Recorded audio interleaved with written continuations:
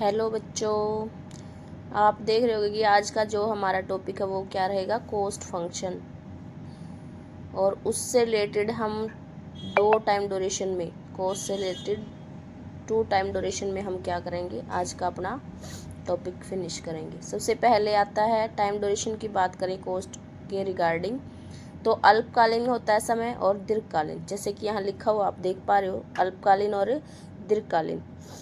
अब हम बात करेंगे सबसे पहले अल्पकाल की, किस टाइम ड्यूरेशन की, शॉर्ट रन की, जिसको अल्पकाल बोलते हैं। तो शॉर्ट रन में जो लागतें होती हैं कई तरह की होती है, जिसमें से मेन है जो हमारे सिलेबस में वो है मौद्रिक लागत। मौद्रिक लागत में 3 तरह की लागतें आती हैं, कुल लागत, सीमांत लागत और औसत लागत। और आपको मैंने बताया भी था अल्पकाल में हमारे जो उत्पादन करते हैं उसके कुछ साधन स्थिर होते हैं जिनको हम चेंज नहीं कर सकते। हमारे पास इतना समय नहीं होता कि हम सभी साधनों में बदलाव कर सकें, तो इसलिए कुछ साधन स्थिर होते हैं, कुछ को हम बदल सकते हैं। जैसे श्रम, लेबर होती है जो, उसको हम बदल सकते हैं थोड़े समय में भी। तो अल्पकाल में लेबर होती है, जो श्रम होती है, केवल श्रम। अल्पकाल में जो श्रम होती है, और एक होता है कच्चा माल जो नॉन फैक्टर में आता है। इन साधनों को हम क्या कर सकते हैं, अल्पकाल में बदल सकते हैं। आज मेरी तबीयत थोड़ी ख़राब है, थोड़ी सी आवाज़ में दिक्कत आएगी तो कोऑपरेट करना। तो इन साधनों को हम चेंज कर सकते हैं शॉर्ट टर्म में। लॉन्ग रन में हमारे पास इतना ज़्यादा समय होता है, इतना ज़्यादा टाइम होता है कि हम सभी साधनों को बदल सकते हैं। तो यहाँ बात करते हैं टोटल कॉस्ट की, कुल लागत की। तो किस किस से मिलके बनती है total cost, total fixed cost, जो हमारे उत्पादन के स्थिर साधन हैं, जैसे मशीनरी वगैरह। कौन से, मशीनरी, बिल्डिंग बना दी, इमारत बना दी। हमारे पास इतना समय है नहीं है कि हम इन साधनों को भी बदल सके शॉर्ट रन में। तो ये साधन कैसे रहेंगे, जिनको बदला ही नहीं जा सकता अल्पकाल में, वो फिक्स रहेंगे। और उनके ऊपर लगने वाली जो लागत है, जो खर्चा है एक प्रोड्यूसर का, वो क्या रहेगा, फिक्स्ड कॉस्ट रहेगी। अब आती है वेरिएबल कॉस्ट की बारी। वेरिएबल मतलब बदला जा सके, जो परिवर्तन किया जा सके, जिसमें, इसको हिंदी में बोलते हैं परिवर्तनशील लागत। परिवर्तनशील का मतलब समझते हो कि जिसको बदल सकते हैं, जैसे श्रम और कच्चा माल मैंने बता दिया। तो अब एक प्रोड्यूसर का कुल कितना खर्च हुआ, देखो, जो मशीनरी, इमारत, इनके ऊपर खर्च हुआ, प्लस जिनको हम बदल सकते हैं, श्रम, कच्चा माल, उनके ऊपर जो खर्च हुआ, टोटल मिला के उसका खर्च जितना हुआ उसी को क्या बोलते हैं, टोटल कॉस्ट बोलते हैं। जैसे यहाँ आप कोई वैल्यू ले सकते हो, यहाँ पे हुआ एक प्रोड्यूसर का 10,000 का खर्च, और प्लस वेरिएबल कॉस्ट पे हुआ उसका 20,000 का खर्च, तो टोटल खर्च कितना हुआ, बराबर है 30,000 की। समझ आ रहा होगा ये आंकड़ा। ये थी हमारी कुल लागत। अब आती है दूसरी जो मैंने ऊपर लिखी हुई है, सीमांत लागत क्या होती है। सीमांत लागत का मतलब ही मैंने, सीमांत वर्ड का मतलब ही आपको समझने के लिए क्या बता रखा है, चेंज, परिवर्तन। और वो चेंज भी किस में, टोटल में। तो यहाँ मैंने फॉर्मूला भी लिखा हुआ, MC मतलब मार्जिनल कॉस्ट किसके बराबर होती है, change in TC, total cost में जो परिवर्तन हुआ, किसके कारण होगा टोटल कॉस्ट में परिवर्तन, जब उत्पादन में हम परिवर्तन करेंगे। जब हम उत्पादन को बढ़ाएंगे तो उसमें क्या होगा, कॉस्ट में भी चेंजेस आएगा, कॉस्ट भी बढ़ेगी। उसी को क्या बोलते हैं, मार्जिनल कॉस्ट बोलते हैं।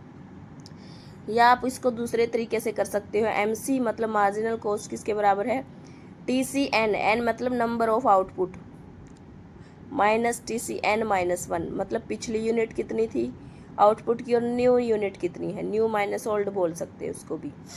इस चेंज को मैं यहाँ क्या लिख सकती हूँ, चेंज ये कैसे निकालते हैं, new TC minus old TC। इस चेंज को कैसे निकाल सकते हैं, new TC minus old TC। New total cost कितनी है और ओल्ड टोटल कॉस्ट कितनी थी। ऐसे ही चेंज आउटपुट को कैसे निकाल सकते हैं, चेंज Q को कैसे निकाल सकते हैं, चेंज TC निकालने का तरीका है। न्यू आउटपुट, नया उत्पादन कितना है, न्यू Q लिख सकते हो minus old Q, old Q लिख सकते हो।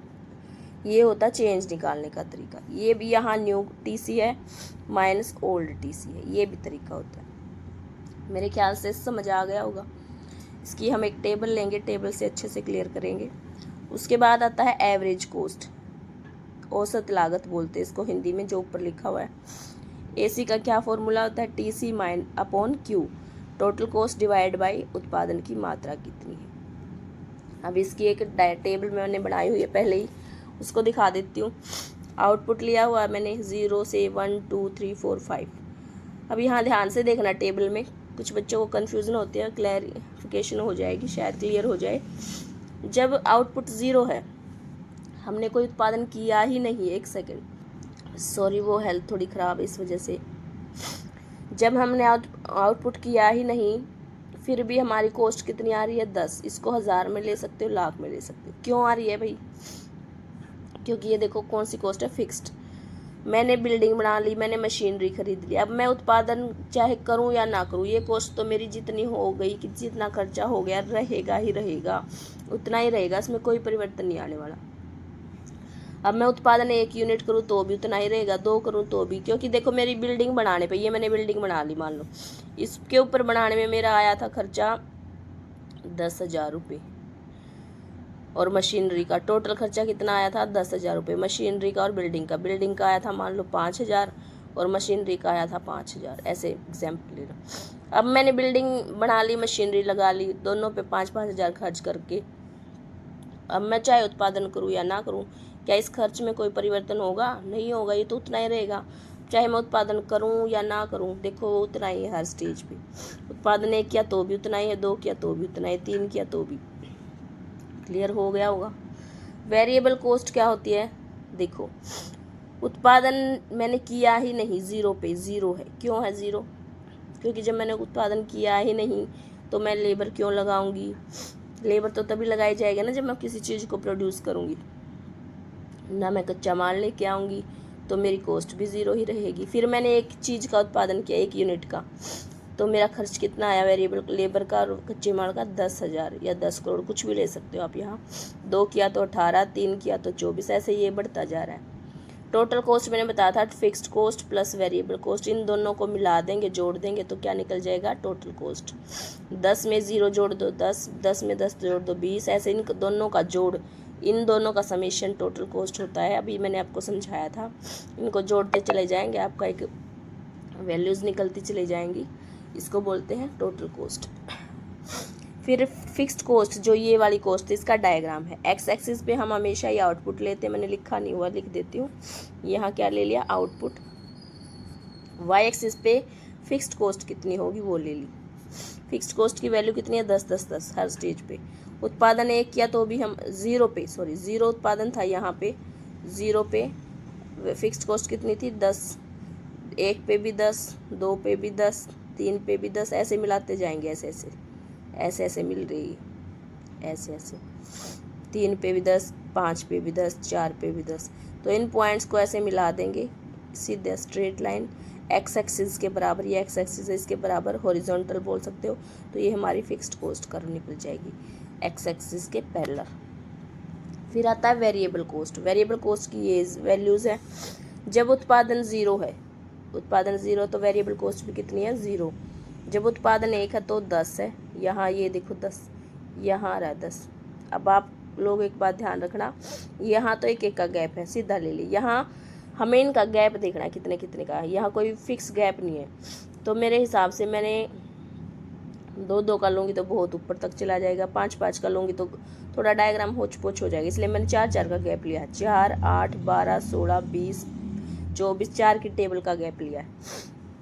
और ये वेरिएबल कॉस्ट का डायग्राम है। 0 पे 0, 1 पे कितना है 10, ये है 8 और 12 के बीच में 10, यहाँ पे 2 पे 18, 18 देखो 16 और 20 के बीच में ये, फिर 24, फिर नेक्स्ट पे 28, ऐसे मिलाती चलेगी। 5 पे 32। जो ये मेरे पॉइंट्स निकल के आई, ये वाले पॉइंट्स, इनको मैंने जोड़ दिया ऐसे फ्री हैंड, तो मेरा एक कर्व निकला, एक लाइन निकली, जिसको बोलते हैं variable cost. I think clear हो गया होगा। ऐसे ही हम टोटल कॉस्ट का डायग्राम बना सकते हैं। ठीक है, ये था हमारा कुछ पॉइंट आज के। और टोटल कॉस्ट का डायग्राम जो बच्चे हो मेरे को एक बार बना के दिखाना, कमेंट सेक्शन में बताना कि आपका बन गया है कि नहीं बना। नहीं बना तो मैं अगेन बताऊंगी इसको। अब इसके कुछ न्यूमेरिकल क्वेश्चन आते हैं, वो मैं एक निकाल के दिखा देती हूँ आपको। जैसे यहाँ एक क्वेश्चन दे देती हूँ मैं आपको। न्यूमेरिकल क्वेश्चन आते हैं बहुत अच्छे से, आपको समझ आ जाएगा, एग्जाम में भी आ जाता है। जैसे आउटपुट दे दिया उसने, उत्पादन दे दिया 0 1 2 3 4 और उसने दे दी टीसी टोटल कॉस्ट 15,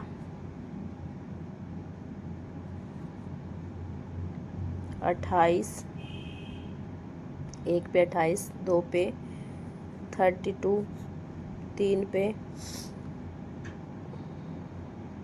40, 4 पे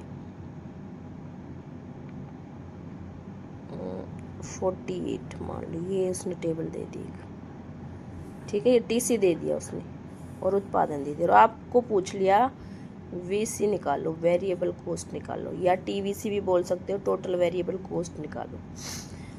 अब ये बच्चे कैसे निकालेंगे? टीसी का फॉर्मूला आपको पता होना चाहिए सबसे पहले। टीसी का फॉर्मूला क्या होता है?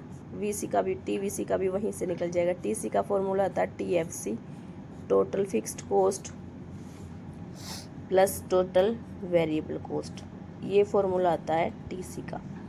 अब अगर हम मेरे को टीवीसी चाहिए तो मैं क्या करूँगी? टीसी में से ये माइनस घटा दूंगी, इधर ले जाऊंगी, इसको इधर ले जाऊंगी तो ये माइनस का हो जाएगा।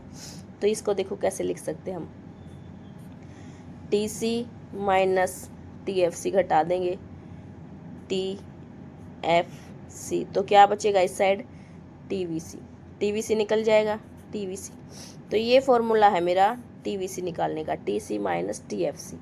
अब मेरे को टीवीसी निकालने के लिए क्या चाहिए? टीसी चाहिए और टीएफसी चाहिए। टीसी तो ये दिया हुआ है टोटल कॉस्ट, टीवीसी कहाँ से लेके आऊँ? जो मेरे को इसमें से घटाना है। कुछ बच्चों को पता होता है और कुछ को नहीं पता लगता, फिर मैं बता देती हूँ दोबारा। जब उत्पादन 0 है फिर भी कुछ ना कुछ कॉस्ट है, देखो यहाँ पे जब उत्पादन 0 है कुछ ना कुछ कॉस्ट है। टीसी कितनी है? 10। जो यहाँ उत्पादन के 0 होने पे भी जितनी टीसी होती है ना वही फिक्स्ड कॉस्ट होती है, क्योंकि वेरिएबल कॉस्ट तो 0 ही होती है हमेशा जब उत्पादन 0 होता है। तो ये सारी की सारी जो 0 उत्पादन पे कॉस्ट होती है, टोटल कॉस्ट होती है, वही फिक्स्ड कॉस्ट होती है। देखो ये रहा। तो यहाँ से हम फिक्स्ड कॉस्ट निकाल सकते हैं ना, कितनी? 15। और फिक्स्ड कॉस्ट हर स्टेज पे बराबर ही रहती है, ये हर स्टेज पे 15 है। तो 15 में से 15 गए, कितना निकल जाएगा? Variable cost 0। 28 में से 15 गए, घटा दो, 8 में से 5 गए 3, 2 में से 1 गया 1, 13, इसमें से 15 घटा दो, ये बचेगा आपका 17, इसमें से 15 घटा दो, कितना बचेगा? 25, और इसमें से 15 घटा दो, 3, और 4 में से 1 गया 3, 33। ये आ गया मेरा variable cost, total variable cost. इसको निकालने का ये तरीका होता है। और भी टाइप के क्वेश्चन है जो मैं आपको नेक्स्ट वीडियो में बताऊंगी। आज के लिए इतना ही है, क्योंकि मेरी हेल्थ भी थोड़ी डाउन है और मेरे ख्याल से मैंने अच्छे से करवाया। मैं हेल्थ को की तरफ ध्यान भी नहीं दिया, क्योंकि मैं चाह रही थी कि आप लोगों की डिमांड थी कि मैम इस टॉपिक पे भी वीडियो बना दो एक। तो आपके समझने के लिए मैंने आज बोर्ड का इस्तेमाल नहीं किया, इसलिए मैंने एक नोटबुक में ही इसको प्रिपेयर किया टॉपिक और वीडियो बना दिया। इसको ध्यान से देखना, जैसे मैंने नोट्स बनाए ऐसे ही नोट्स बनाना। एग्ज़ाम में एक बार रिवाइज़ कर लेना, आपको अच्छे से क्लियर हो जाएगा। जो सेट के एग्ज़ाम है शायद उनमें से भी इसमें से आ जाए क्वेश्चन, ठीक है।